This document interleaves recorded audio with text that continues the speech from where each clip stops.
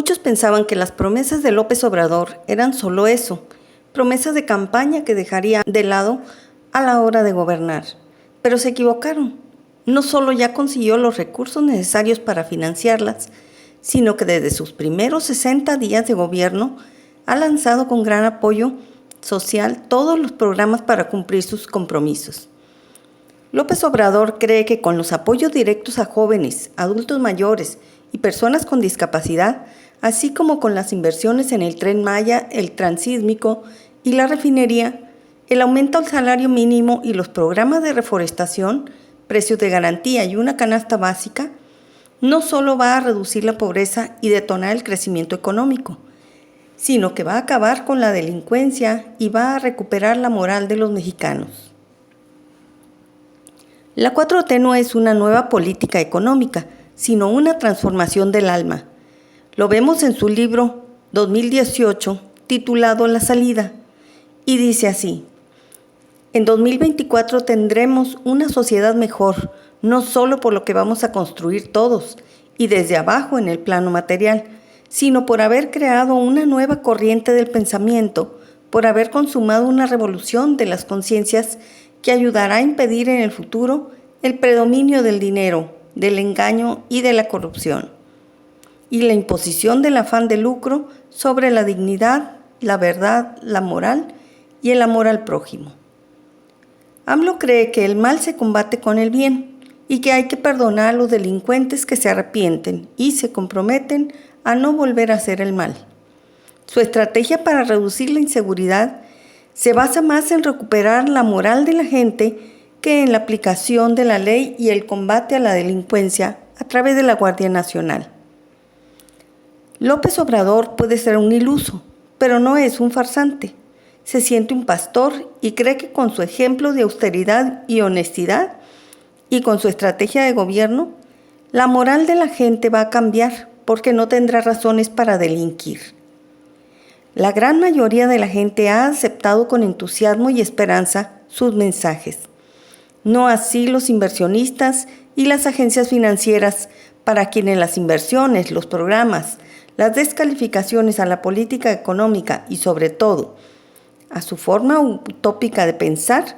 no les convencen y ven con miedo el futuro económico del país. La baja en las expectativas de crecimiento económico y en la calificación de la deuda contrastan con el optimismo del presidente, que no puede entender cómo va a frenarse la economía cuando va a crear este año más de 3 millones de empleos, va a repartir más de 300,000 millones de pesos entre los más necesitados y va a llevar a cabo inversiones en Pemex y en los estados más atrasados del país. No entiende que la inversión y el gasto total del gobierno son los mismos y por lo tanto la demanda agregada no aumenta, sobre todo ante una posible baja en la inversión y el gasto del sector privado. En los primeros 60 días puso ya las bases de lo que sería su programa de gobierno y por primera vez en su vida se enfrentaría a la realidad y en pocos meses nos pudimos dar cuenta que tenía razón y que su forma de pensar funciona y que sus ideas no son ilusiones. Solo los historiadores podrán determinar si esta es una verdadera transformación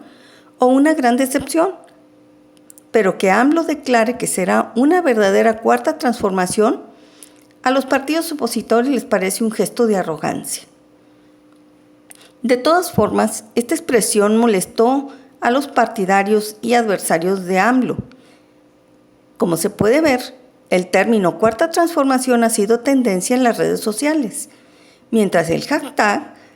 cuarta transformación llegó a ser tendencia en Twitter, también cobró popularidad en el hashtag transformación de cuarta, como un juego de palabras con el que algunos expresan su incredulidad ante los cambios que prometió AMLO.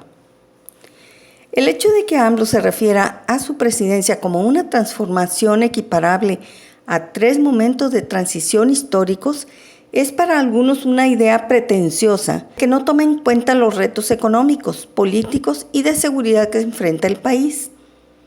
El portavoz de gobierno de AMLO, Jesús Ramírez, comentó que pretender cambiar el país es loable y no es una pretensión, es un propósito, y si se logra, será para el beneficio de los mexicanos y del país.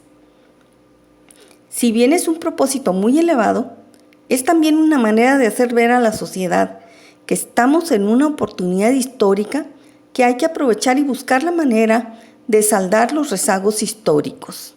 Lo cierto es que el partido Morena tiene mayoría en el Congreso mexicano desde septiembre de 2018, algo que AMLO puede aprovechar para llevar adelante los cambios que promete. De acuerdo con el historiador Héctor Aguilar Camín, la cuarta transformación de AMLO debería ser en realidad la sexta en la historia del país, si se atiende no a las etiquetas de la historia, sino a los cambios en la sociedad. A los episodios enunciados por López Obrador suma también el proceso de colonización y evangelización de los siglos XVI y XVII, donde sitúa el nacimiento de la nación mexicana y la quiebra de las finanzas públicas de 1982,